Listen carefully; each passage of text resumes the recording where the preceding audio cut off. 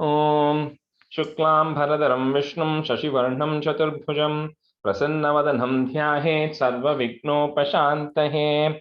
ओम सहना भवतु सहनौ भुनक्तु सह वीर्यं करवावहै तेजस्विनावधीतमस्तु मा विद्विषावहै। ओम शांति शांति शांतिः। अगजानन पद्मार्कं गजाननमहर्निशम् अनेकदन्तं भक्तानाम् एकदन्तमुपास्महे। श्रीमहागणपतये नमः।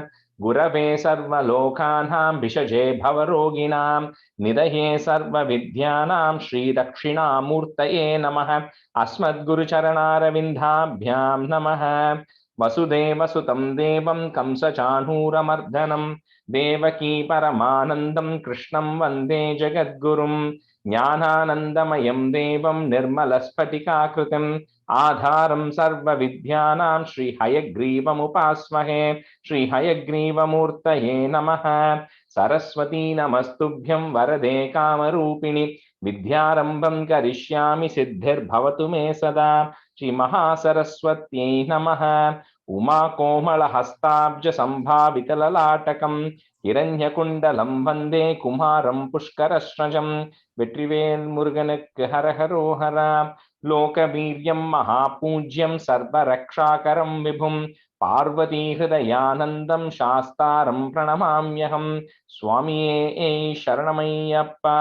வாகர்த்தாவிவ சம்பிரக்தோ வாகர்த்த பிரதிபத்தயே जगतः पितरौ वन्दे पार्वती परमेश्वरौ।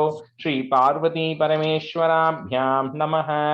कोमलं कूजयन् वेणुं श्यामलोऽयं कुमारकः वेदवेद्यं परब्रह्म तस्मै श्रीगुरवे नमः। अस्मद्गुरुचरणारविन्दाभ्यां नमः। श्रीकृष्ण गोविन्द हरे मुरारे श्रीनाथ नारायण वासुदेव। श्रीकृष्ण गोविन्द हरे मुरारे श्रीनाथ नारायण वासुदेव। श्रीकृष्ण गोविन्द हरे मुरारे श्रीनाथ नारायण वासुदेव। पीताम्बरं करविराजितचक्रशङ्ख कौमोदकी सरसिजं करुणासमुद्रं राधासहायम् अतिसुन्दरमन्दहासं वातालयेशम् अनिशं हृदि भावयामि। कृष्णो रक्षतु मां चराचर गुरुः कृष्णं नमस्ये सदा। कृष्णेनैव सुरक्षितोऽहमसकृत् कृष्णाय दत्तं मनः। कृष्णादेव समुद्भवो मम विभो कृष्णस्य दासोऽस्म्यहं। कृष्णे भक्तिरचञ्चलास्तु भगवन् हे कृष्ण तुभ्यं नमः। श्री गुरुवायूरप्पा शरणं नम्राणां सन्निधत्ते सततमपि पुरस्तैरणभ्यर्थितानपि आर्तान् कामानजस्रं वितरति परमानन्दसान्द्रां गतिं च। इत्थं निःशेषलभ्यो निरवधिकफलः पारिजातो हरे त्वं क्षुद्रं तं शक्रवाटी ध्रुममभिलषति व्यर्थमर्त्यव्रजोऽह्यं। श्रीगुरुवायूरप्पा शरणं श्रीभट्टपादम् अनिशं हृदि भावयामि। वंशी विभूषितकरात् नवनीरदाबात् पीताम्बरात् अरुणबिम्बफलाधरोष्टात् पूर्णेन्दुसुन्दरमुखात् अरविन्दनेत्रात् कृष्णात् परं किमपि तत्त्वमहं न जाने। കൈരണ്ടും കൂപ്പി ഞാൻ വീണ്ടുമീറക്കുന്നു നീരജലോചന നിന്നോടായി. ഏതീനു മന്യനെ കുംഭീരേന്ദാത്തോരു പ്രീതിയിൽ നീ എന്നെ പാലിക്കെന്നായി.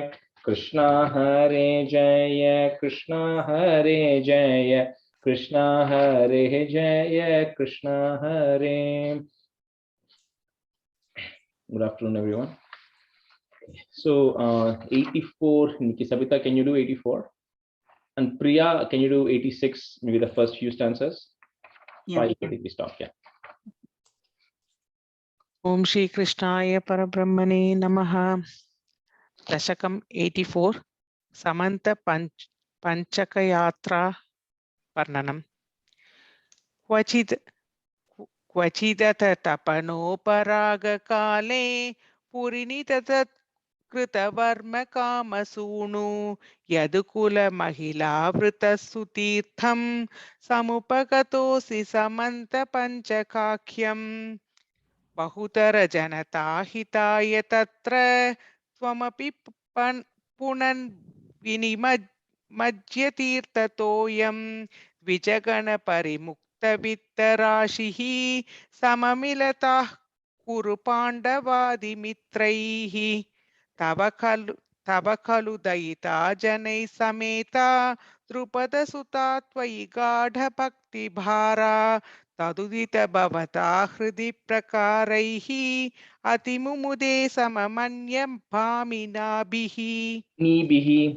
नीभिः तदनु च भगवन्निरीक्ष्य गोपान् अतिकुतुकातुपगम्यमानयित्वा चिरतरविरहातुराङ्गरेखाः पशुपवधू सरसं त्वमन्वयासीः सपदि च भवदीक्षणोत्सवेन प्रमुषितमानहृदां नितम्बिनीनाम् अतिरसपरिमुक्तकञ्जुलीके परिचयहृद्यतरे कुचेन्यलैषीः रिपुजनकलहैः पुनः पुनर्मे समुपगतैर्यति विलम्बनाभूत् इति कृतपरिरम्भणे त्वयि द्राक् अतिविवशा खलु Radhika निलिल्ये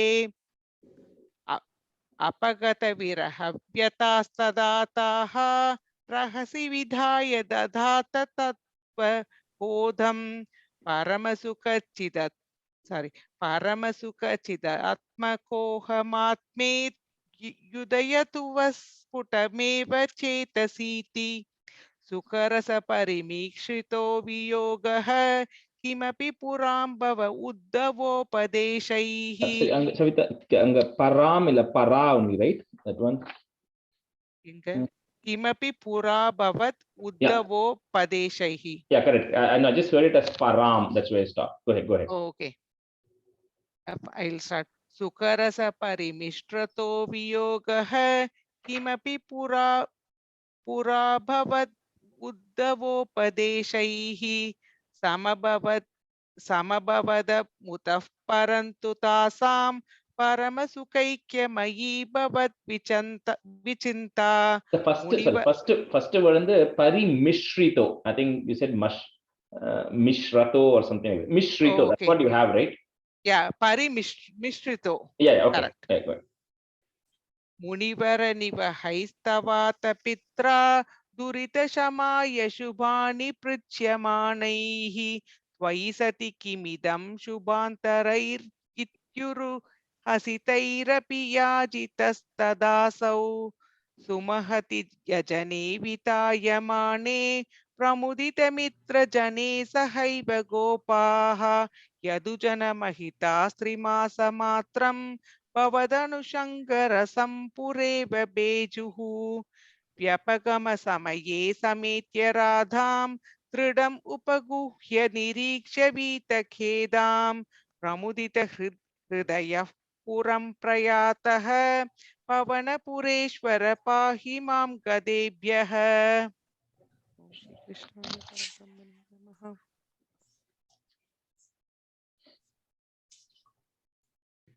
Om Shri Krishna Parabrahmane Namaha. Dashakam 86. Salo Bhaishmi Vivahe Edubala Vichitaha Chandrachudadvimanam Vindan Saubham Samayi Twai Vasadi Kurun Tutpuri Mabhyabhangshid Pradyumnastam Nirundhan Nikila Yedupadaihi Negrahi Dugraviryam Tasyamatyam Dyumandam Vejanisa Samara Saptavimshatyahandaha Tavatvam Ramashali Turidamupagataha Khandida Praya Sainyam Saubhesham Tam Nirundhaha Sajakila Gadaya Shargama Pramshayate Maya Tatam Vyahimsi Tabitava Purataha Tatvaya Pikshanartham Nyayityahure तदिदमवमदं Vyasa एव न्यषेधीत् क्षित्वा सौभं गदाब्चूर्णितमुदगनिधौ मंशुसाल्वेऽपि चक्रेणोत्कृत्ते दण्डवक्त्रः प्रसभमभिपदन् अभ्यमुञ्जद्गदां ते कौमोदक्याहतोऽसावपि सुहृदनिधिश्चैद्यवत् प्रापदैक्यम् सर्वेषामेष पूर्वं त्वयि धृतमनसां मोक्षणार्थोऽवतारः त्वय्यायातेत जाते किल कुरु सदसे द्यूतके संयतायाः क्रन्दन्त्यायाज्ञसैन्याः सकरुणमकृताश्चेलमालामनन्दाम् अन्नान्दप्राप्तशर्वांशजमुनिचकित द्रौपदी चिन्तितोऽध प्राप्तशाकान्नमश्नन् मुनिगणमकृताः तृप्तिमन्दं वनान्दे युद्धोद्योगेऽथ मन्द्रे मिलति सदि वृतः फल्गुनेन त्वमेकः कौरव्ये दत्तसैन्यः करिपुरमगमो दौत्यकृत् पाण्डवार्थम् भीष्मद्रोणादिमान्ये तव खलु वचने धिक्कृते कौरवेण व्यावृण्वन् विश्वरूपं मुनिसदसि पुरीं शोभयित्वा गदो भूः. Very good. Okay, we'll continue from 6. Danya, you and Uma can be student for the first round. Okay. So stanza 6. Jishnostvam Krishna Sutah Khalu Samaramukhe Bandhughate Dayalum Khinnam Tam Vikshya Veeram Kimidamai Sake Nitya Eko Hyamatma Ko Vadyah Kotra Hanta Tadiha Vadabiyam Projya Mayarpitatma Dharmyam Yuddham Chareti Prakriti Manayata Darshayan Vishwarupam. So this one, like previously we were talking about how what's it called, Duryodhana and Arjuna had gone and how Krishna had taken sides, and this one essentially the war has started and essentially the Bhagavad Gita condensed in one stanza. So essentially this is telling when Arjuna was not able to take the weapons to fight against Bhishma and Drona and all his gurus, then Krishna is telling him Kimidam Ayasake, what is the problem with you? And then he tells Nitya Ekoyam Atma. They say everybody, there's only one person, there's only one. So don't think of it as multiple, you may take multiple births, there's only one Atma in there. So ko vadyaha kotra hantra. So who do you call is a killer? Who is the person slaying and who is the person who's getting slain? You can't define because they are different people. So Atma is the same, but they just take different instances every janmam. So like that he says, and then he says dharmyam yuddham chareti. So he says stick to the path of dharma, and this is the war of dharma, so you stick to that. And with that, darshayan vishwarupam. He shows the vishwarupam to Arjuna at this time. So just a summary of Bhagavad Gita in this. So Jishnos Tvam Krishna Sutaha, comma, Khalu Samara Mukhe Bandhu Ghate Dayalum, comma, Khinnam Tam Vikshya Veeram Kim Idam Ayi. So Kim Idam Ayi Sakhe, comma, Nitya Ekoyam Atma. Ekoyam Atma. Jishnostvam Krishna Sutah Khalu Samaramukhe Bandhughate Dayalum Khinnam Tam Vikshya Veeram Kimidamai Sakhe Nitya Ekoyam Atma. Jishnostvam Krishna Sutah Khalu Samaramukhe Bandhughate Dayalum Khinnam Tam Vikshya Veeram Kimidamai Sakhe Nitya Ekoyam Atma. Jishnostvam Krishna Sutah Khalu Samaramukhe Bandhughate Dayalum Khinnam Tam Vikshya Veeram Kimidamai Sakhe Nitya Ekoyam Atma. Jishnostvam Krishna Sutah Khalu Samaramukhe Bandhughate Dayalum Khinnam Tam Vikshya Veeram Kimidamai Sakhe Nitya Ekoyam Atma. Jishnostvam Krishna Sutah Khalu Samaramukhe Bandhughate Dayalum Khinnam Tam Vikshya Veeram Kimidamai Sakhe Nitya Ekoyam Atma. Ko Vadyaha is there. So put that ich sound. Ko Vadyah Kotra Hanta, comma, Tadiha Vadha Bhiyam Projya So there's a j, j. Both of those are coming, but both are only half of those. So projya, so two j sounds have to come. Projya, mayarpitatma, comma, dharmyam yuddham chareti, comma, prakritim anayatha darshayan vishwarupam. Manayatha anga visarga irka, manayatha, is it because in my book there is a visarga? There Yeah, I is, think yeah, oh, no, it's not that. I'm checking both this also. It's not there. Generally, I think individually that word might have it manayataha, but in the sentence context they don't put it because in the minadi they don't have a visarga normally. So just Say cut off yeah, the yeah, visarga. and it's not there in Prapati or this either. So Okay, cool. So no need delete to convert. yeah, so you just cut that visarga off. Delete Yeah, yeah. Ko vadyah kotra hanta tadiha vadabhiyam projyamayarpitatma dharmyam yuddham chareti prakriti manayata darshayan vishwarupam.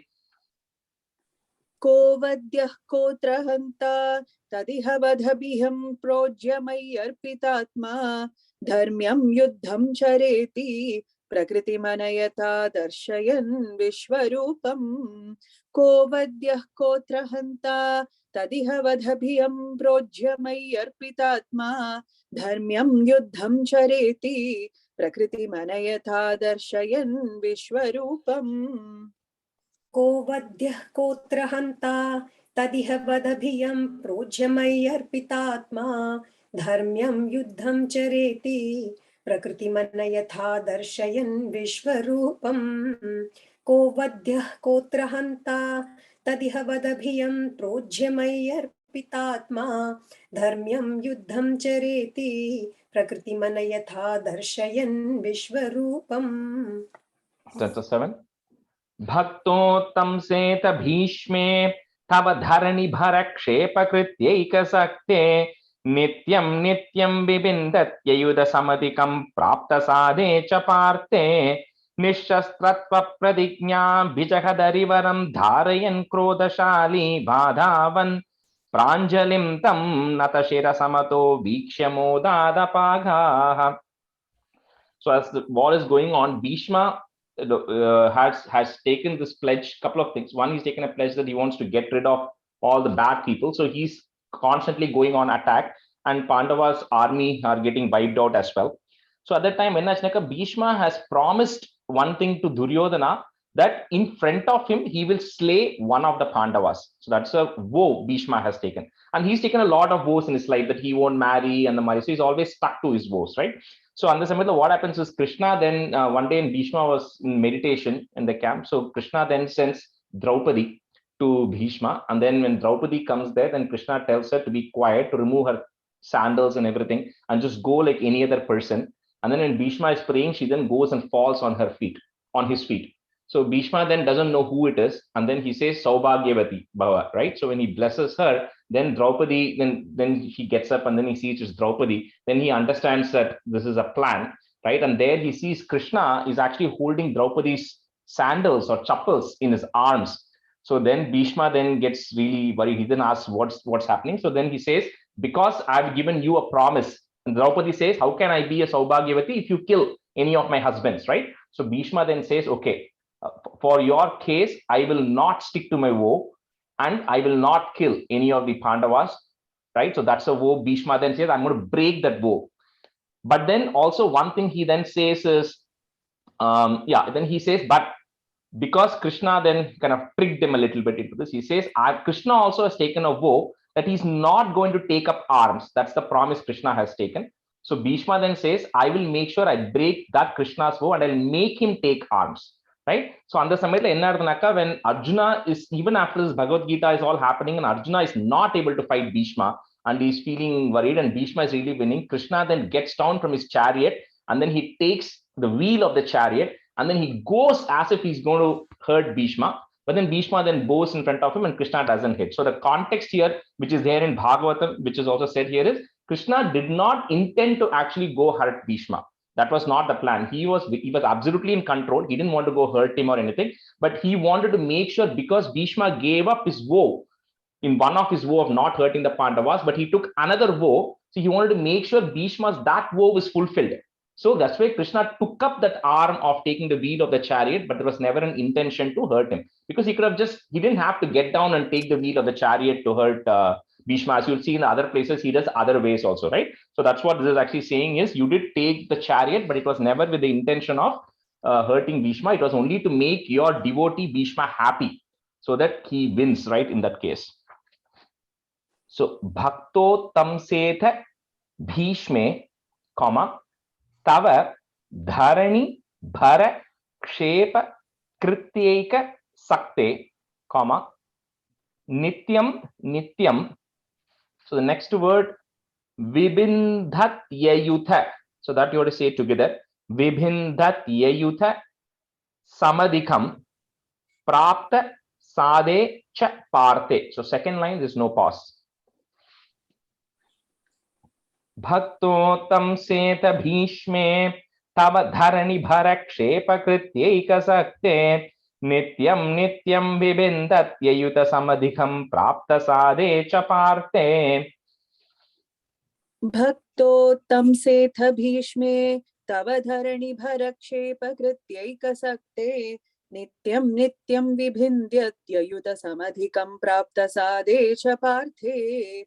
Bhakto tam setha bhishme tava dharani bharakshepa krityeka sakte nityam nityam vibhindyat yayuta samadhikam prapta sadecha parthe. Rajeshri, one doubt actually. This is Vibhindat Yavani Pridayudam. That is how it is written for me. Vibhindat Yavani Pridayudam. Okay, I don't know what that means. Yeah, because here Vibhindati Ayutha Samadhikam. Ayutha is like 1,000. So Ayutha Samadhikam is referring to 10,000. Sorry. So Ayutha Samadhikam is referring to more than 10,000 people. So that's the meaning there. So you may have to change it, because both the books have the same thing here. So Vibhindat Yayutha Samadhikam. Okay. You got it? Yeah. Okay. Bhaktotam setha bhishme tava dharani bhara kshepa krityeka sakte nityam nityam vibhindat yayuta samadhikam prapta sade cha parthe. Bhaktotam setha bhishme tava dharani bhara kshepa krityeka sakte nityam nityam vibhindat yayuta samadhikam prapta sade cha parthe. Nishastratva. So that is together. Nishastratva pratignyam. Next word, you can break it into Vijahat Arivaram if you want. Vijahat Arivaram or Vijahad Harivaram together. Dharayan Krodha Shali, put a plus Vadhavan. So that entire line no pause, and then Vadhavan, comma. Pranjalim Tam Natashira Samatho Vikshya Moda Dapagaha. Modat Apagaha or Moda Dapagaha together. Okay, so this is one comma after Vadavan. Nishastratva pradignyam vijahadarivaram dharayan krodhashali Vadavan pranjalim tam natashira samato vikshya moda dapagaha. Nishastratvat pratignyam vijahadarivaram dharayan krodhashali vadhavan pranjalim tam natashira samatho vikshya modadapagaha. Nishastratvat pratigyam. Correct சொல்றேனா அது? Yeah. Nishastratva pratigyam vijahara Nishastratvat Arivaram. You break it Vijahat Arivaram. That's the best way. Vijahat Arivaram. Okay. Nishastratva pratignyam vijahadarivaram dharayan krodhashali vadhavan pranjalim tam natashira samatho vikshya modadapagaha. That line, it's hard. Yeah, I think that's why that the breaking would help it. If you break it Vijahat Arivaram andamari. Especially that Nishastratva, that Nisha, because it is in my book it is Nishastra and then Tvapratignyam. So it's a little hard. Yeah. Okay. निःशस्त्रत्वप्रतिज्ञां विजहदरिवरं धारयन् क्रोधशाली बाधावन् प्राञ्जलिं तं नतशिरसमथो वीक्ष्य मोदादपागाः निःशस्त्रत्वप्रतिज्ञां विजहदरिवरं धारयन् क्रोधशाली बाधावन् प्राञ्जलिं तं नतशिरसमथो वीक्ष्य मोदादपागाः. Stanza 8. युद्धे द्रोणस्य हस्ते स्थिररण भगदत्तेरितं वैष्णवास्त्रं वक्षस्यादत्त चक्रस्थगितरविमहाः प्रार्थयत् सिन्धुराजं नागास्त्रे कर्णमुक्ते क्षितिमवनमयन् केवलं कृत्तमौलिं तत्रे तत्रापि पार्थं किमिव न हि भवान् पाण्डवानामकार्षीत्. So he's saying, what all Kimiva Nahi Bhavan, what all have you not done for Pandavas, right? And then he just gives a list of examples, several here. So one of them is Bhagadatta, who's the son of Narakasura. He is very angry because Krishna had killed his father. So he then comes up and he has this, he sends a Narayana Astram, he sends, which is going to go and hurt the person when it comes. So what Krishna does is he literally takes it on his chest so it doesn't go and hurt Arjuna. That's number one. Then second is there's a person called Jayadratha. Jayadratha is the Kauravas who are 100 brothers, right? They actually have a sister. So the sister why am I forgetting her name? Dushala. Dushala, yeah, Dushala. So Dushala is the sister of all the Kauravas. So Dushala's husband is Jayadratha. So he once goes and takes Draupadi away and these people go catch hold of him. But then when they're about to kill him, then Yudhishthira and others says don't do, so they let him go. But what he then does is he then goes and prays and then he gets a boon where he goes and tells Shiva that he wants to go kill Pandavas, but he says that cannot happen. But Shiva says, I'll give you one day where you will be able to prevent the Pandavas or you'll be able to prevent them from proceeding, but you won't be able to get rid of them.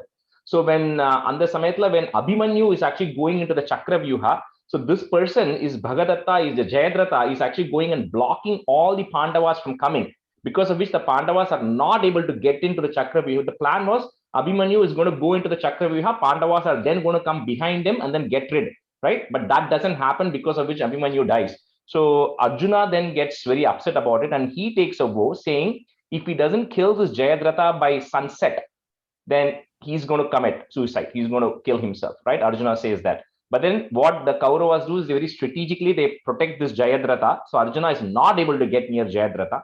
So when it is about to be sunset, so then when Arjuna is figuring out there's no way he can get in front of Jayadratha, so Krishna then with his Sudarshana Chakra, he goes and he blocks the sunlight and suddenly it becomes dark for a few minutes.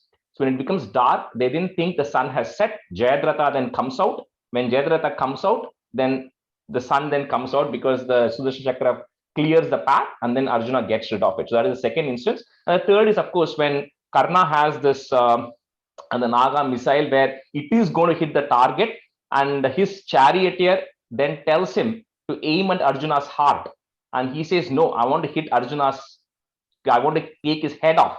And then he aims at his head. That's when Krishna puts his feet on the ground, goes the chariot down by a feet. It takes Arjuna's crown off, right? So he just says all these incidences where you always protected Arjuna. And like similarly, how in the previous one of them, he takes all the instances where you protected Draupadi or helped Draupadi out, right? So Yuddhe Dronasya, Hasti Sthira Rana Bhagadatteritam Vaishnavastram, Vakshasyadattha Chakra Stagitha Ravi Mahaha. Chakra Stagitha Ravi Mahaha, Prardayat Sindhu Rajam. Yuddhe Dronasya Haste Sthirarana Bhagadatteritam Vaishnavastram Vakshasyaadatta Chakrastagita Ravi Mahaha Prardayat Sindhu Rajam. Rajesh. So on the Yuddhe Dronasya Hasti Sthirarana, enna word ada? Sthirarana. Stira Rana. Oh, okay. Rajesh, first line la comma irka inga. And the Dronasya kapram comma. Okay. Shall I go? Yeah, good. युद्धे द्रोणस्य हस्तिस्थिररणभगदत्तेरितं वैष्णवास्त्रं वक्षस्याधत्तस्थगितरविमहाः प्रार्थयत् सिन्धुराजम् युद्धे द्रोणस्य हस्तिस्थिररणभगदत्तेरितं वैष्णवास्त्रं वक्षस्याधत्तचक्रस्थगितरविमहाः प्रार्थयत् सिन्धुराजम् युद्धे द्रोणस्य हस्तिस्थिररणभगदत्तेरितं वैष्णवास्त्रं वक्षस्याधत्तचक्रस्थगितरविमहाः प्रार्थयत् सिन्धुराजम् युद्धे द्रोणस्य हस्तिस्थिररणभगदत्तेरितं वैष्णवास्त्रं वक्षस्याधत्तचक्रस्थगितरविमहाः प्रार्थयत् सिन्धुराजम् Nagastre karna mukte, comma, kshitim avanamayan. If you want to break that, kshitim avanamayan, kevalam kritta maulim, comma, tatre tatrapi partam, comma, kimiva nahi bhavan. The next word you can break it at that ma, pandavanam akarshi, if you want to break it. Nagastre karna mukte kshitimavanamayam kevalam krittamaulim tatre tatrapi partam kimiva nahi bhavan pandavanam akarshit. नागास्त्रे कर्णमुक्ते क्षितिमवनमयन् केवलं कृत्तमौलिं तत्रे तत्रापि पार्थं किमिव नहि भवान् पाण्डवानामकार्षीत् नागास्त्रे कर्णमुक्ते क्षितिमवनमयन् केवलं कृत्तमौलिं तत्रे तत्रापि पार्थं किमिव नहि भवान् पाण्डवानामकार्षीत् नागास्त्रे कर्णमुक्ते क्षितिमवनमयन् केवलं कृत्तमौलिं तत्रे तत्रापि पार्थं किमिव नहि भवान् पाण्डवानामकार्षीत् नागास्त्रे कर्णमुक्ते क्षितिमवनमयन् केवलं कृत्तमौलिं तत्रे तत्रापि पार्थं किमिव नहि भवान् पाण्डवानामकार्षीत् Stanza 9.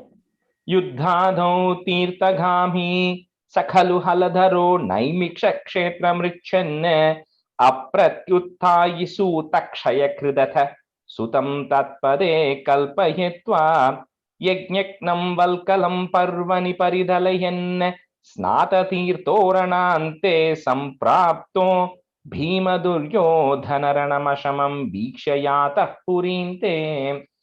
I don't want to go too much details. This just talks about how Balarama does not participate and all that. So he just goes, comes back. He goes to a Tirtha Yatra. So he doesn't participate in the war at all. And then he does some things. He comes back. Then Bhima and Duryodhana war is still going on. That's all. Summarize.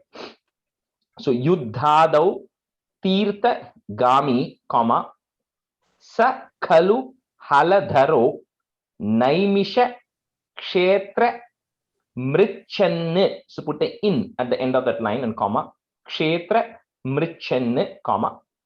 Next time, if you have a double na, remove that, put a a. And then the first word is Apratyutthayi.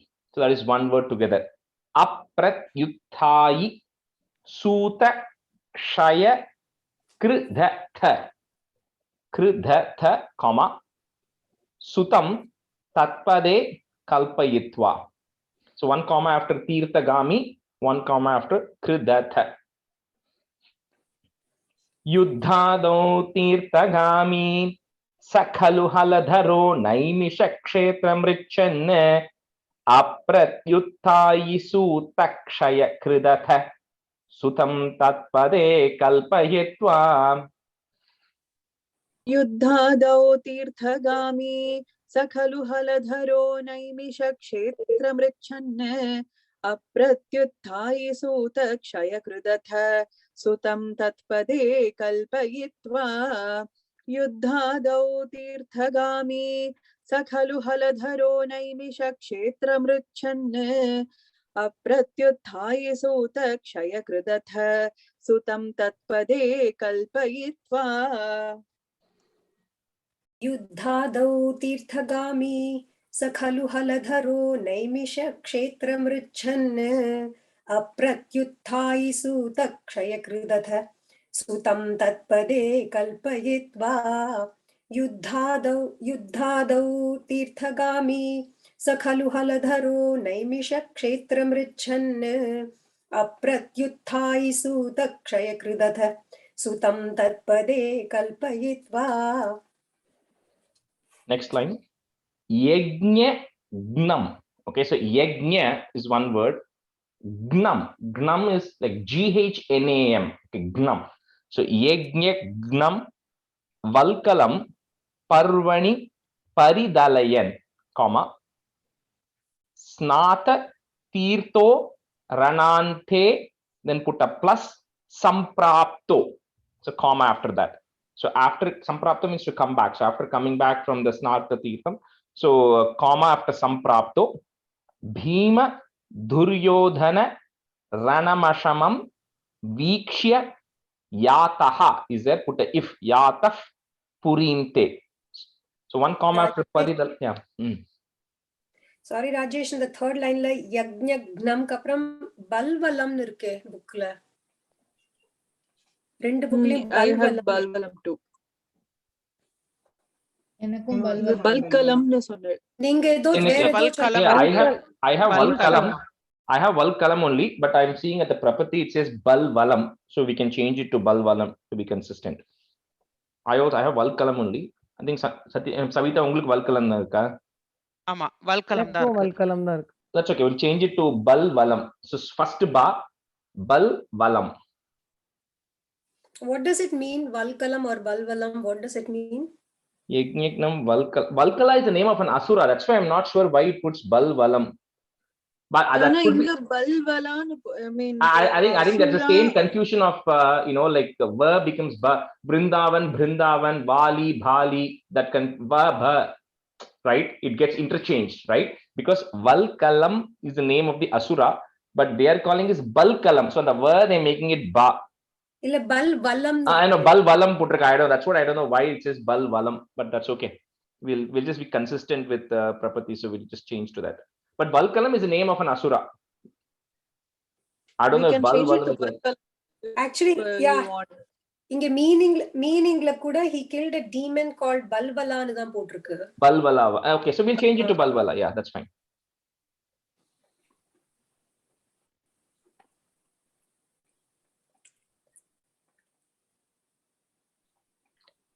Okay, so sorry, so paridalayan kapram comma, the next comma after samprapto.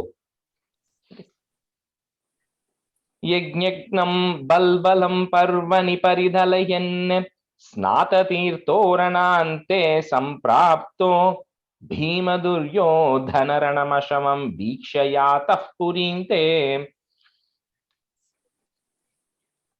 यज्ञग्नं बल्बलं पर्वणि परिदलयन् स्नाततीर्थोरणान्ते सम्प्राप्तो भीमदुर्योधनरणमशमं वीक्षयातः पुरीन्ते यज्ञघ्नं बल्बलं पर्वणि परिदलयन् स्नाततीर्थोरणान्ते सम्प्राप्तो भीमदुर्योधनरणमशमं वीक्षयातः पुरीन्ते यज्ञघ्नं बल्वलं पर्वणि परिदलयन् स्नाततीर्थोरणान्ते सम्प्राप्तो भीमदुर्योधनरणमशमं वीक्षयातः पुरीं ते यज्ञघ्नं बल्वलं पर्वणि परिदलयन् स्नाततीर्थोरणान्ते सम्प्राप्तो भीमदुर्योधनरणमशमं वीक्षयातः पुरीं ते. Answer 10. Samsupta Draupadeya Kshapana Hatadhiyam Draunimetyatvaduktya Tanmuktam Brahmamastram Samakrita Vijayo Mauliratnam Chajahre उच्छित्यै पाण्डवानां पुनरपि च विशत्युत्तरा गर्भमस्त्रे रक्षन्नङ्गुष्टमात्रः किल जठरमगाः चक्रपाणिर्विभो त्वम्. So this is the main Bhagavatam beginning, right?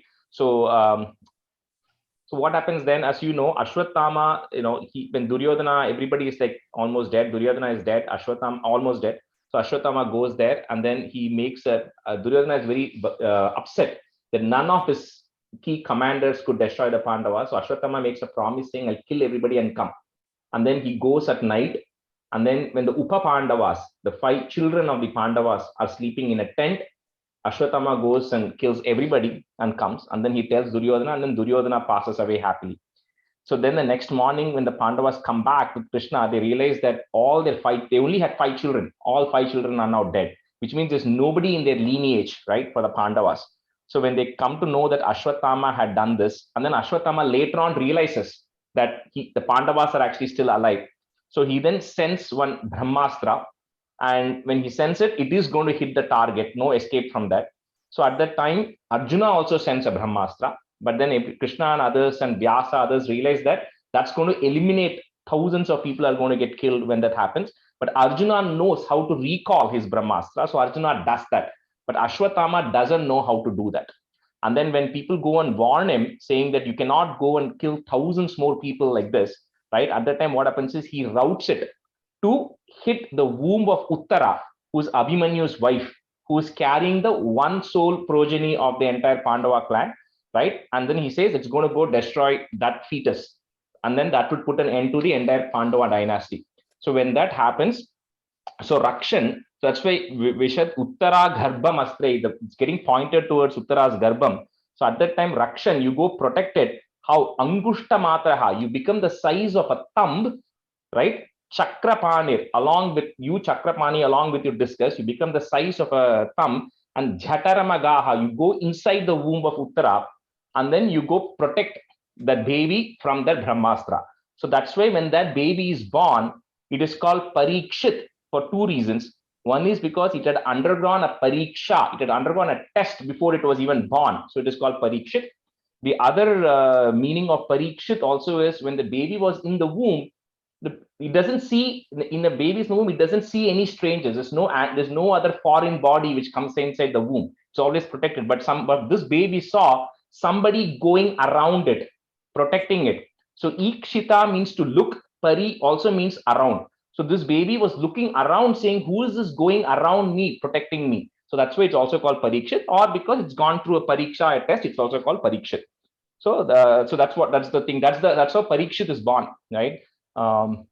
Which just happens. There's a detailed story of this in Bhagavatam and all that. So Samsupta Draupadeya Kshapana Hata Dhyam, Draunimetya Twaduktya,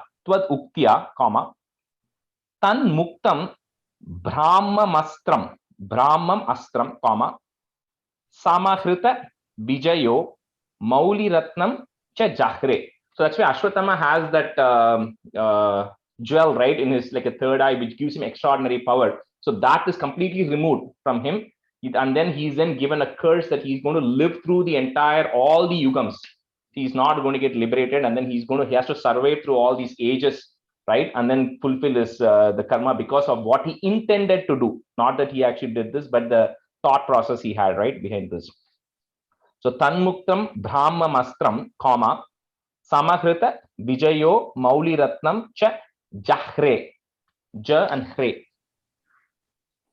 Samsupta Draupadeya Kshapana Hata Dhyam Draunimetya Twaduktya Tanmuktam Brahmamastram Samahrita Vijayo Mauliratnam Cha Jahre. Samsupta Draupadeya Kshapana Hata Dhyam Draunimetya Twaduktya Tanmuktam Brahmamastram Samahrita Vijayo Mauliratnam Cha Jahre. Samsupta Draupadeya Kshapana Hata Dhyam Draunimetya Twaduktya Tanmuktam Brahmamastram Samahrita Vijayo Mauliratnam Cha Jahre.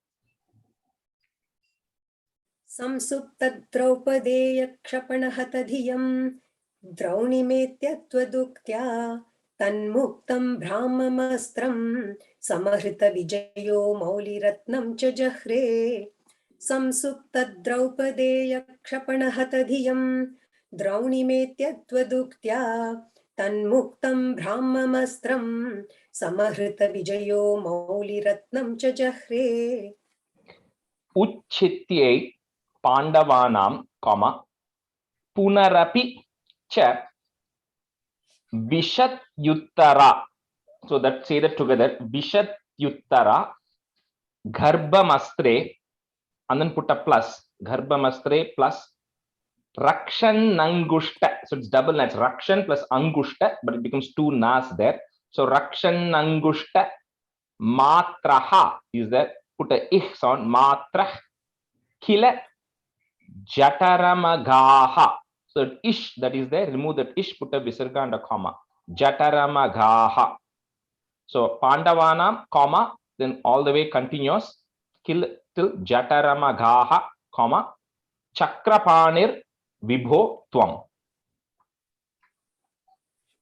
Uchchitye Pandavanam Punarapi cha vishatyuttara garbhamastre rakshanangushtamatra kila jataramagaha chakrapanir vibhotvam.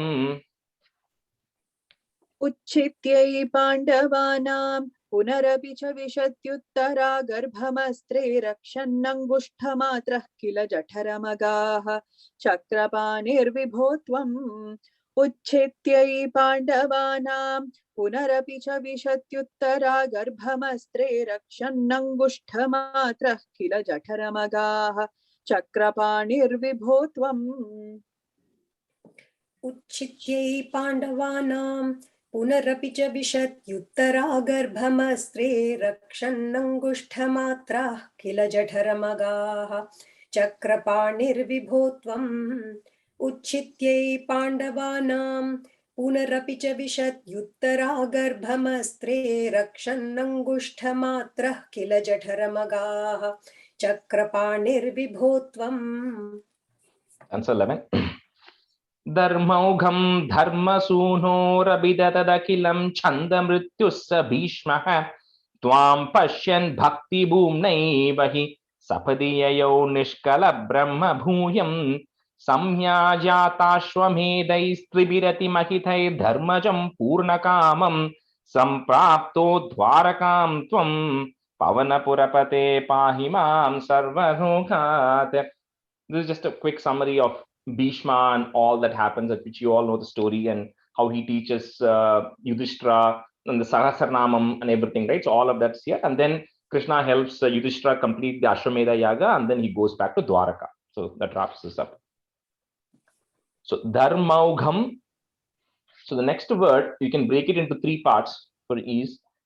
Dharma Sunor Abhidhatat.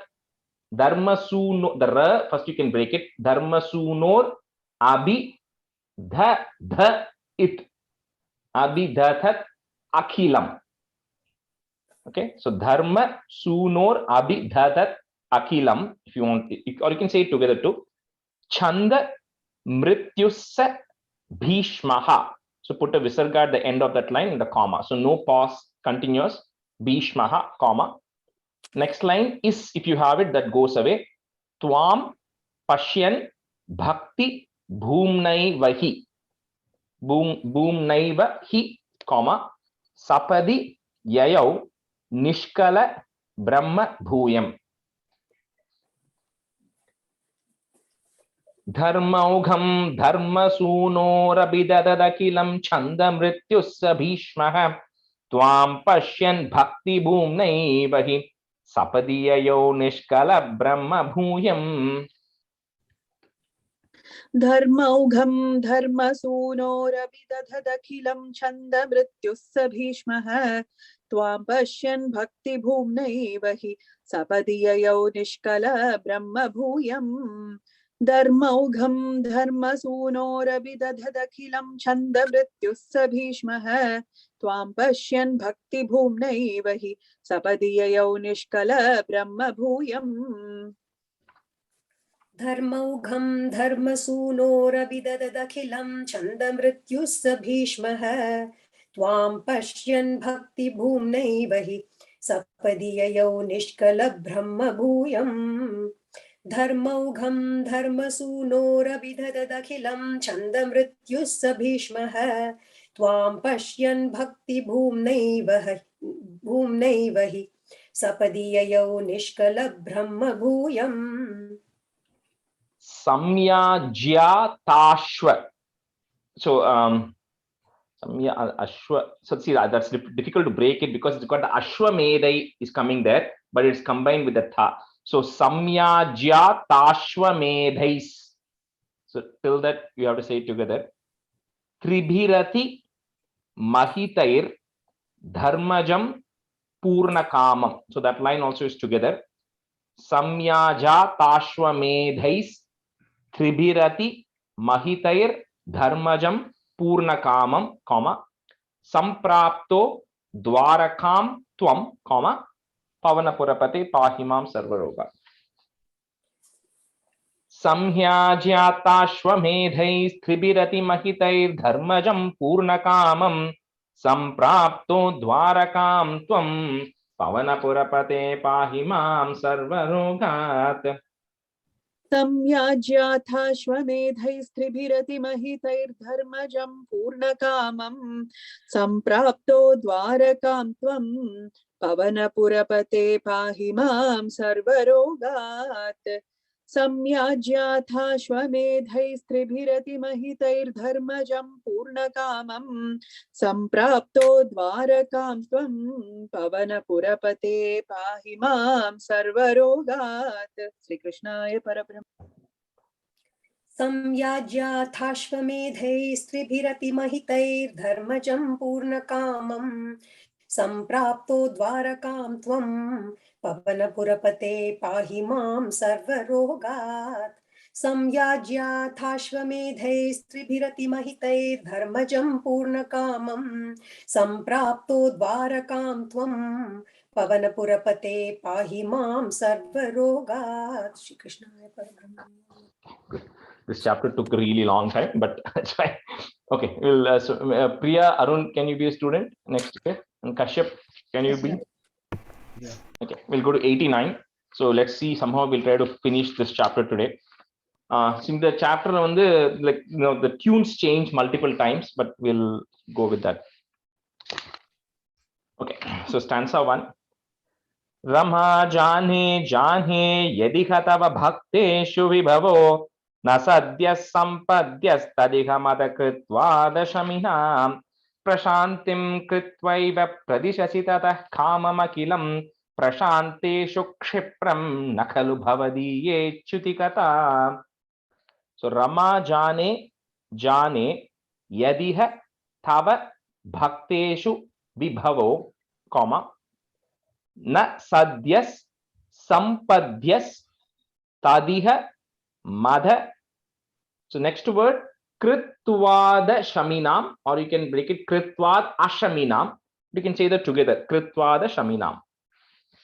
See, we don't have to break in between, we should be able to say the line together. So Rama jane yadikha tava bhakteshu vibhavo na sadyas sampadyas tadiha madha kritva dashaminam. Rama jane yadiha tava bhakteshu vibhavo na sadyas sampadyas tadiha madha kritva dashaminam.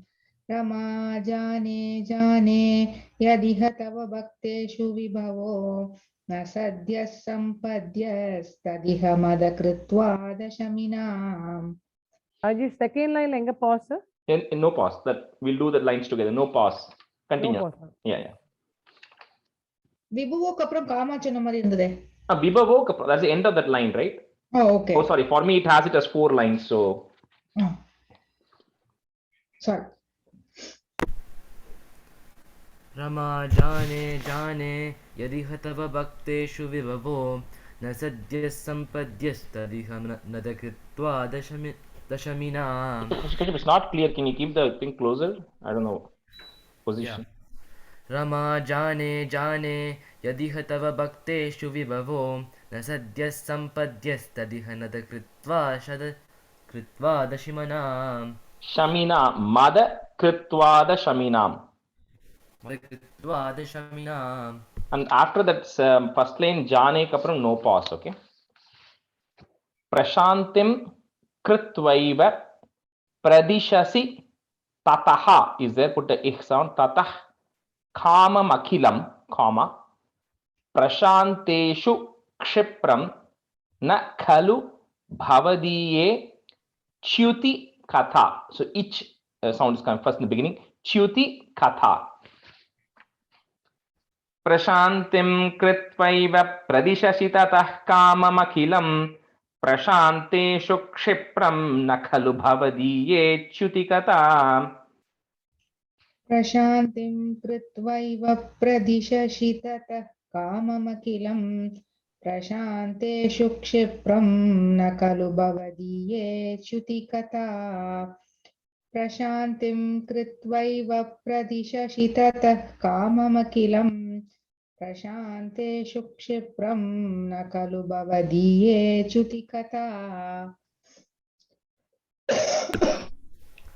प्रशान्तिं कृत्वैव प्रदिशसि ततः काममखिलं प्रशान्तेषु क्षिप्रं न खलु भवदीये च्युतिकथा प्रशान्तिं कृत्वैव प्रदिशसि ततः काममखिलं प्रशान्तेषु क्षिप्रं न खलु भवदीये च्युतिकथा. Answer two. So we'll maybe this we can, yeah, two lines is fine. So the tune changes in this. Sadhya prasada rushitan vidishankaradhin kechit vibho nija gunanugunam bhajantah bhrashta bhavanti bata kashtamadhirga drishtya spashtam vrikasura udaharanam kilasmin. So sadhyaha is there, put a if. Sadhya prasada rushitan vidhi Shankaradhin, comma, Kechid Vibho, Nija Gunanu Gunam Bhajantaha. I think we can do 4 lines, we'll try. Bhrashta Bhavanti Bata Kashtam Adhirga, if you want to break it, Kashtam Adhirga Drishtya, comma, Spashtam Vrikasura Udaharanam Kilasmin. Sadhyah prasada rushitan vidishankaradhin kechid vibho nija gunanugunam bhajantah bhrashta bhavanti bata kashtamadhirga drishtya spashtam vrikasura udaharanam kilasmin. सद्यः प्रसादरुषितान् विधिशङ्करादीन् केचिद्विभो निजगुणानुगुणं भजन्तः भ्रष्टा भवन्ति बत कष्टमदीर्घदृष्ट्या स्पष्टं वृकासुर उदाहरणं किलास्मिन् सद्यः प्रसादरुषितान् विधिशङ्करादीन् केचिद्विभो निजगुणानुगुणं भजन्तः भ्रष्टा भवन्ति बत कष्टमदीर्घदृष्ट्या स्पष्टं वृकासुर उदाहरणं किलास्मिन्.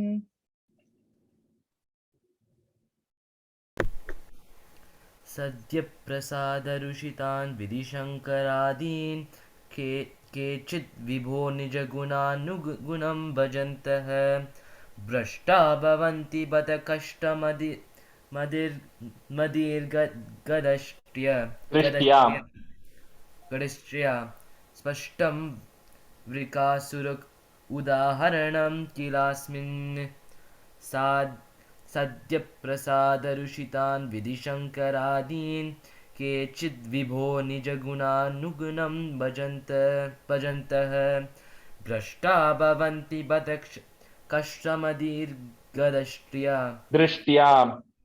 दृष्ट्या स्पष्टं वृकासुर उदाहरणं किलास्मिन्. Rajesh, is it drishtyam or just drishtya? Drishtya. Just drishtya. Im No, irka. no im. No im. Just Im, drishtya, okay. yeah. Just No, drishtya, right? just drishtya, yeah. Stanza 3. Shakunijaha is there. Put a is Shakunijas. Sa tu Naradam ekada, comma, Tvarita Tosham Apruchat. So you can break that at that ma if you want. Tosham Apruchat Adishwaram. Again, that the also you can break it if you want. Apruchat Adishwaram. Okay, so you can break it into 4 parts there. Sacha Didesha Girisham Upasitum, comma, Nathu Bhavantam Abhandum Asadushu. So 3 parts.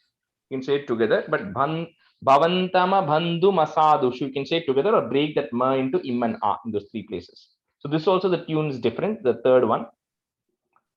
Shakunijas Satunaradame Kadha Tvarita Tosham Apruchadadishwaram Sachadidesha Girisham Upasitum Natu Bhavantama Bandhum Asadushu.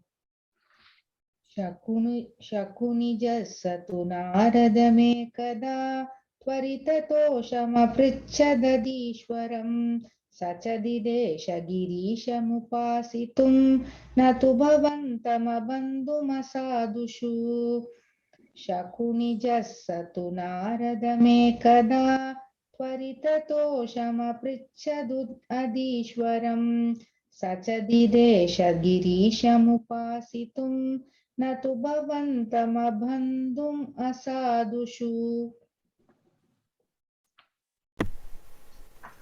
शकुनिज सतुनारदमेकदा त्वरिततोषमपृच्छदधीश्वरं स च दिदेश गिरीशमुपासितुं न तु भवन्तमबन्धुमसाधुषु शकुनिजः सतुनारदमेकदा त्वरिततोषमपृच्छदधीश्वरं स च दिदेश गिरीशमुपासितुं न तु भवन्तमबन्धुमसाधुषु. Answer 4. So the 4, 5, 6 are the 4-line tune again. Okay. Tapastaptva ghoram sakhalu kupita saptama dine shiraschitva sadyah puraharam upastapya puratah atikshudram raudram shirasi karadhanena nidhanam jagannatad bhavre bhavati vimukanam kvashubadhi.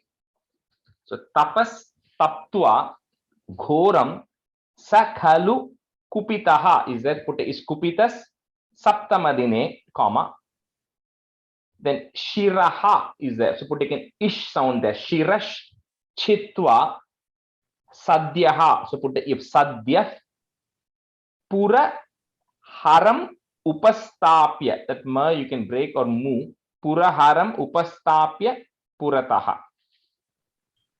Ati kshudram raudram shirasi karadhanena nidhanam, comma, Jagannatad Vavre, double na, Jagannatad Vavre Bhavati Vimukhanam Kwa Shubhadhihi. So each line continues. At the end of each line, there's a comma. Tapastaptva ghoram sakhalu kupita saptamadine shiraschitva sadyah puraharam upasthapya puratah atikshudram raudram shirasi karadhanena nidhanam jagannatad bhavre bhavati vimukhanam kvashubhadhi.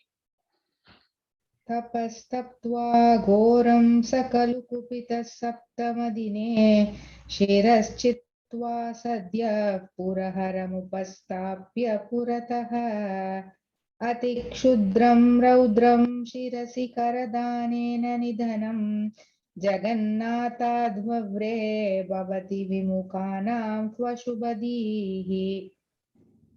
Tapastaptva ghoram sakalu kupita saptamadine shiraschitva sadhya puraharamupastapya puratah अतिक्षुद्रं रौद्रं शिरसि करदानेन निधनं जगन्नाथाद्वव्रे भवति विमुखानां क्व शुभदीः।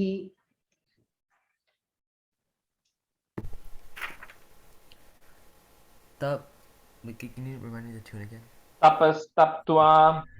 तपस्तप्त्वा घोरं सकलु कुपितसप्तमदिने शिरश्चित्वा सद्यः पुरहरमुपस्तताप्य पुरतः अतिक्षुद्रं रौद्रं शिरसि करदानेन निधनं जगन्नाथाद्वव्रे भवति विमुखानां क्व शुभदीः। तपस्तप्त्वा घोरं सकलु कुपितसप्तमदिने शिरश्चित्वा सद्यः पुरहरमुपस्थाप्य पुरतः अतिक्षुद्रं रौद्रं शिरसि करधानेन निधनं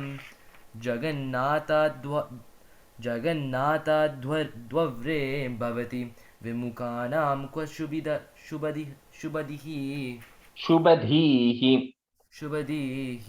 The last line, Jagannathaadvavre. जगन्नाथाद्वव्रे. Stands up fine.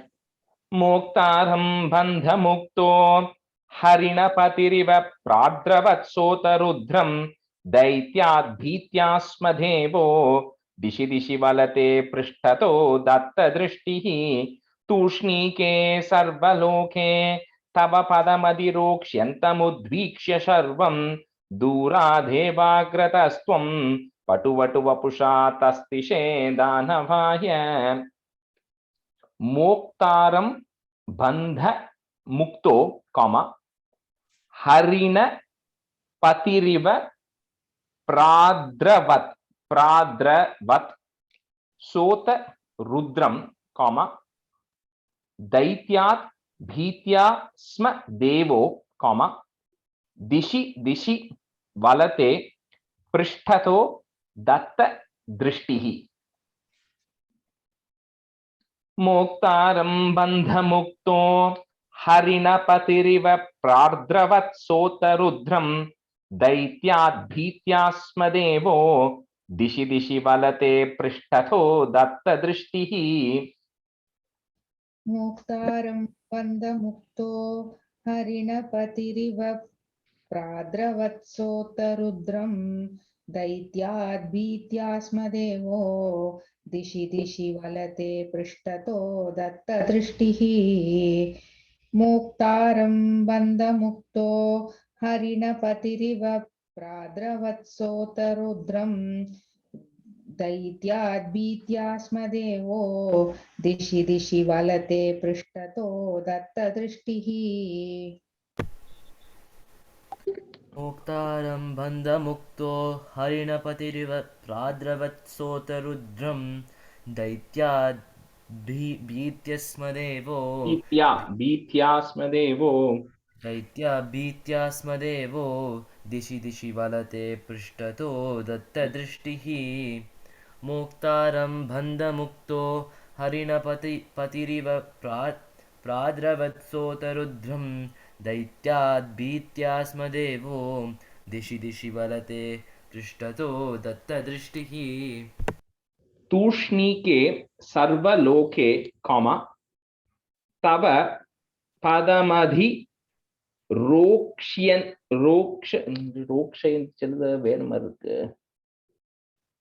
okay padamadi roksyantam udvikshya. So on the mu that is there, you can break it into im and u there. So padamadi roksyantam udvikshya sharvam comma dura devagratas. So durat evagratasstvam, but you can say it together, dura devagratasstvam comma patu vatu vapusha tastishe danavaya. तूष्णीके सर्वलोके तव पदमधिरोक्ष्यन्तमुद्वीक्ष्य शर्वं दूराधेवाग्रतस्त्वं पटुवटु वपुषा तस्तिषे दानवाय।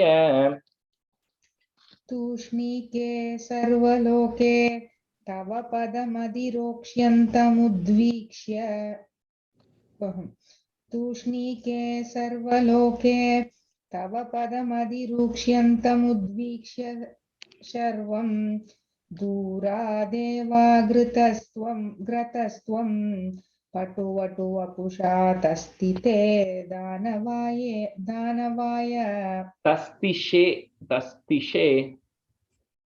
तस्तिषेव तस्तिषे श okay तूष्णीके सर्वलोके तव पदमधिरोक्ष्यन्तम् उद्वीक्ष्य शर्वं दूरादेवाग्रतस्त्वं पटुवटु वपुषा तस्तिषे दानवाय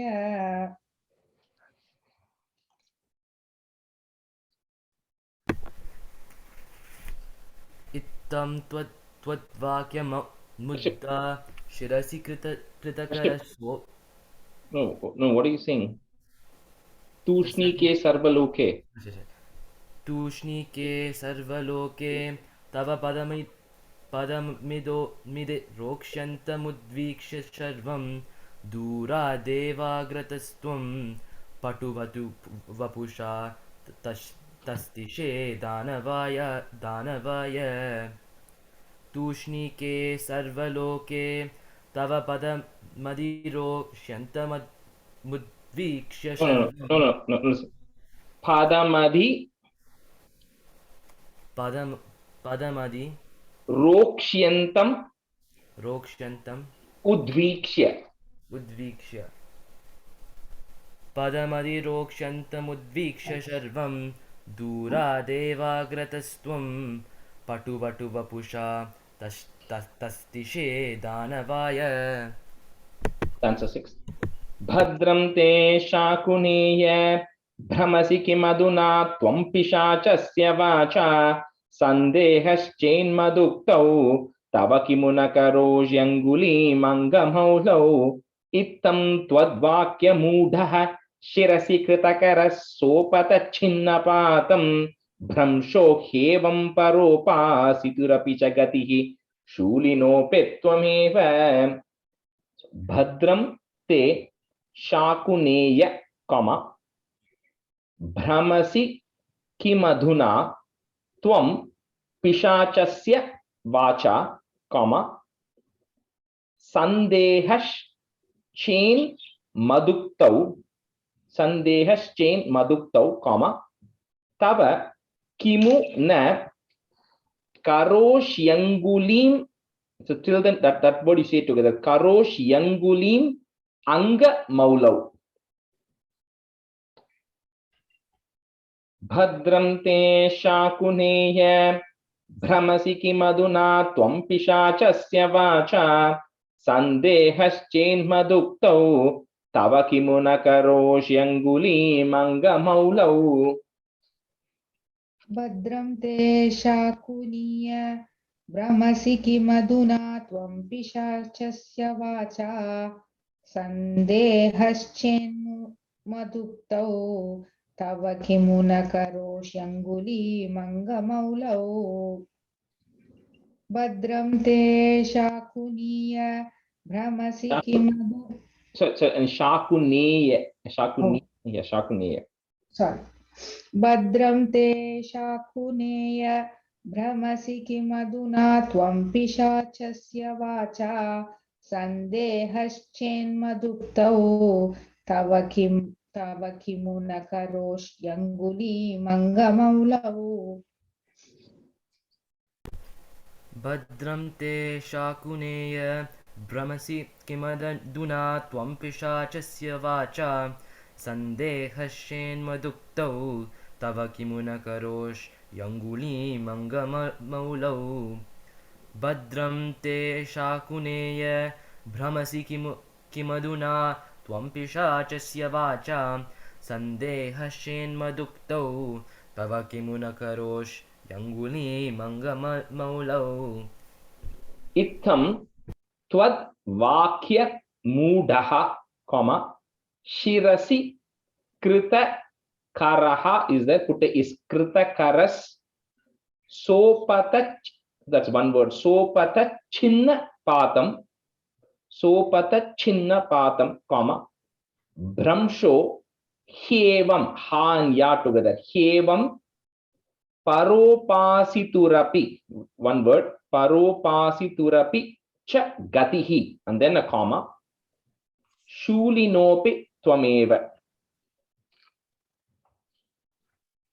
Itham tvad mudaha shirasi kritakara sopata chinnapatam bhramsho hevam paropasiturapi cha gatihi shulinopi tvameva. इत्थं त्वद्वाक्यमूढः शिरसि कृतकरः सोपतच्छिन्नपातं भ्रंशो ह्येवं परोपासितुरपि च गतिः शूलिनोऽपि त्वमेव. इत्थं त्वद्वाक्यमूढः शिरसि कृतकरः सोपतश्चिन्नपातं भ्रंशो ह्येवं परोपासितुरपि च गतिः शूलिनोऽपि त्वमेव.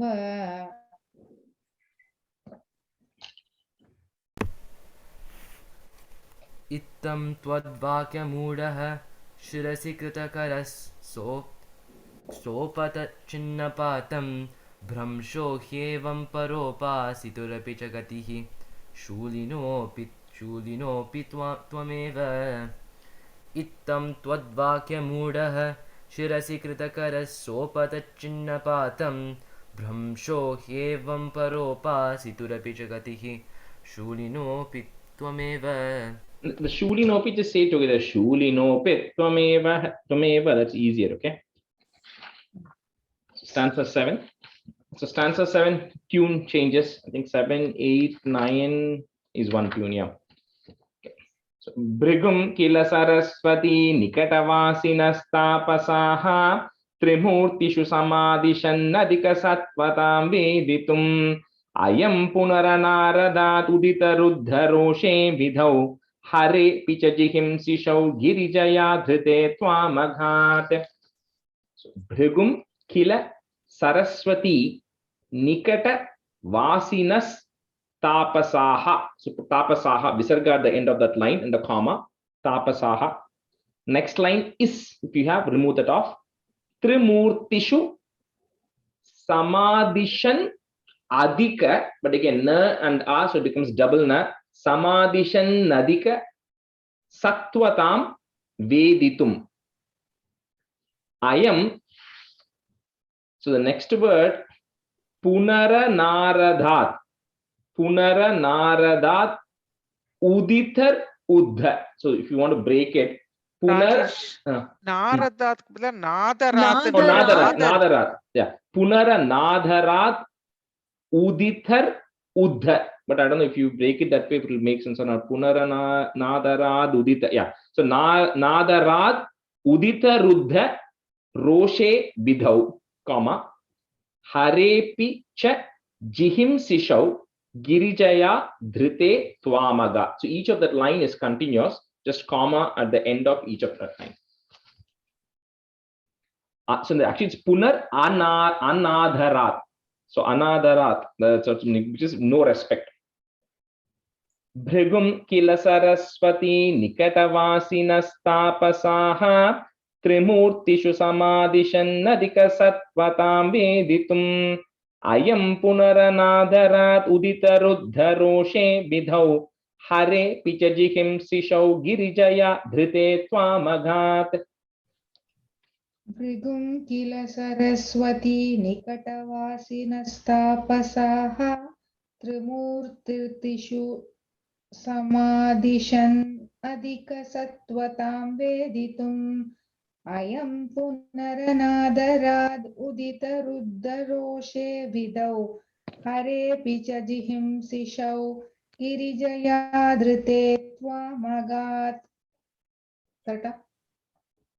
भृगुं किल सरस्वती निकटवासिनस्तापसाः त्रिमूर्तिर्त्रिषु समादिशन् अधिकसत्त्वतां वेदितुम् अयं पुनरनादरात् उदितरुद्धरोषे विधौ हरेऽपि च जिहिंसिषौ गिरिजया धृते त्वमगात्। भृगुं किल सरस्वती निकटवासिनस्तापसाः त्रिमूर्तिषु समादिशन नदिकसत्वतां वेदितुम् अयं पुनरनादराद् उदितरुद्धरोषे विधौ हरेऽपि च जिहिंसिषौ गिरिजया धृते त्वामगात्। भृगुं किल सरस्वती निकटवासिनस्तापसाः त्रिमूर्तिषु समादिशनदिक्कसत्त्वतां वेदितुम् अयं पुनरनादरादुदितरुद्धरोषे विधौ हरेऽपि च जिहिंसिषौ गिरिजया धृते त्वामगात्. Okay, so next three, Priya Kashyap just said one time. Okay, the next three stanzas. Suptam Ramanka Bhuvi Pankaja Lochanam Twam, comma, Vipre Binignati Padena Mudoti Tastwam, Sarvam Kshamaswa Munivarya Bhavet Sada Me, comma, Twatpada Chinnamiha, that her in coming there, Chinnamiha Bhushanam Ityavadihi, if you want to break it, Bhushanam Ityavadihi together. Suptam Ramanka Bhuvi Pankajalocanam Twam Vipre Vinignati Padena Mudoti Tastwam Sarvam Kshamaswa Munivarya Bhavet Sada Me Twatpada Chinnamiha Bhushanamityavadihi. सुप्तं रमाङ्कभुवि पङ्कजलोचनं त्वां विप्रे विनिघ्नति पदेन मुदोति तस्त्वं सर्वं क्षमस्व मुनिवर्य भवेत् सदा मे त्वत्पादचिह्नमिह भूषणमित्यवादीः. सुप्तं रमाङ्कभुवि पङ्कजलोचनं त्वां विप्रे विनिघ्नति पदेन मुदोति तस्त्वं सर्वं क्षमस्व मुनिवर्य भवेत् सदा मे त्वत्पादचिह्नमिह भूषणमित्यवादीः.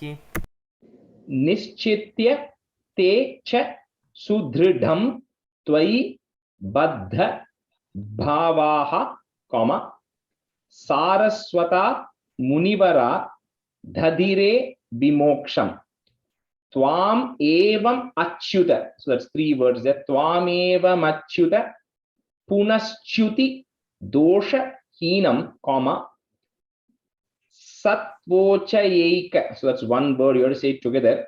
Sattvochayeka tanum eva vayam bhajamaha. Nischyityate cha sudrudham tvayi baddha bhavaha saraswata munivaradhadire vimoksham tvameva machyuta punaschuti doshahinam sattvochayekatanumeva vayam bhajamaha. निश्चित्यते च सुदृढं त्वयि बद्धभावाः सारस्वता मुनिवरा ददिरे विमोक्षं त्वामेवमच्युत पुनश्च्युतिदोषहीनं सत्त्वोच्चयैकतनुमेव वयं भजामः. निश्चित्यते च सुदृढं त्वयि बद्धभावाः सारस्वता मुनिवराधधिरे विमोक्षं त्वामेवमच्युत पुनश्च्युतिदोषहीनं सत्त्वोच्चयैकतनुमेव वयं भजामः. Answer 10. Jagat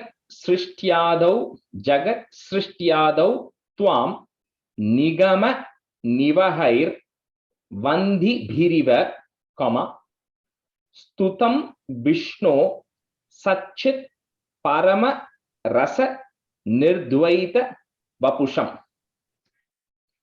paratmanam bhuman pashupa vanita bhagya nivaham, comma, paritapa shrantye pavanapura vasin paribhaje.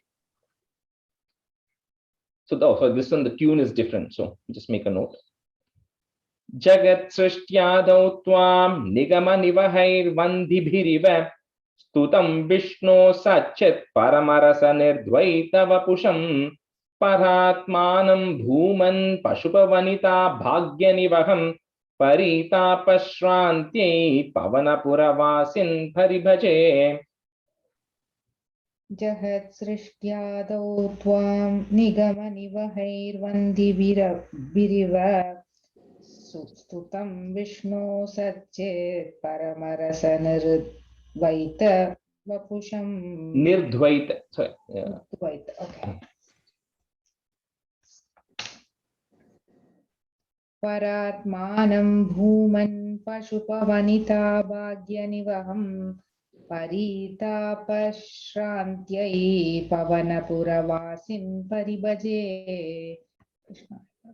Jagat srishtyaadho tvam nigamanivahairvandibiriva stutam Vishnu satchit paramarasa nirdvaita vapusham paratmanam bhuman pashupavanita bhagyanivaham paritapashrantye pavanapuravasin paribhaje. Just a quick in the chapter one story context is so there were some sages who were in the bank of river Saraswati who then wanted to know among the three murtis, who is the most sattvic, who has got the most sattvic gunam. So they then tell the Bhrigu Rishi to go visit each of them and to test. So they first go to Brahma, and then the Bhrigu goes to Brahma. He doesn't show respect to Brahma, so Brahma gets a little upset. And then when he went to Shiva and behaved the same way, Shiva got a little angry, and then Parvati told Shiva to calm down. And then when he goes to Vishnu, one second. He's going for a dance program. I have to wrap early today. So when he goes to meet Vishnu, so Vishnu is lying on Lakshmi with Lakshmi and eyes closed. So Bhrigu goes and stamps on Vishnu's chest. So when he goes and stamps on Vishnu's chest, then Vishnu does not get, or Narayana does not get angry, and he says, "I'm very sorry, I didn't see you coming. I just want to make sure your foot doesn't hurt." Right? So because it's anybody because Bhrigu is a devotee, so if the devotee can stamp, that's the importance of Santana Dharma is you don't have to treat as if it's a superior person. You just need to have the devotion. So she says, you can stamp me, you can kick me because I didn't pay attention when you came. So I'm sorry. Narayana apologizes. So at that time, then Bhrigu and everybody then say, okay, Krishna Narayana has got the highest sattvic gunam in that. And then the last stanza, it says, that Jagat Srishti, when the world was commencing, Nigama means all the Vedas. So all the Vedas were praising you, just like how all the poets praise you praise all the kings.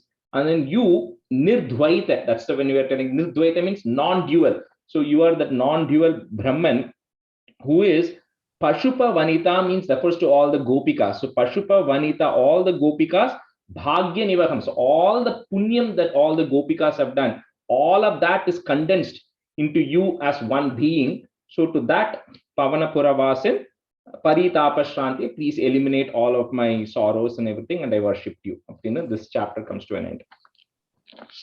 Okay, so we'll stop here.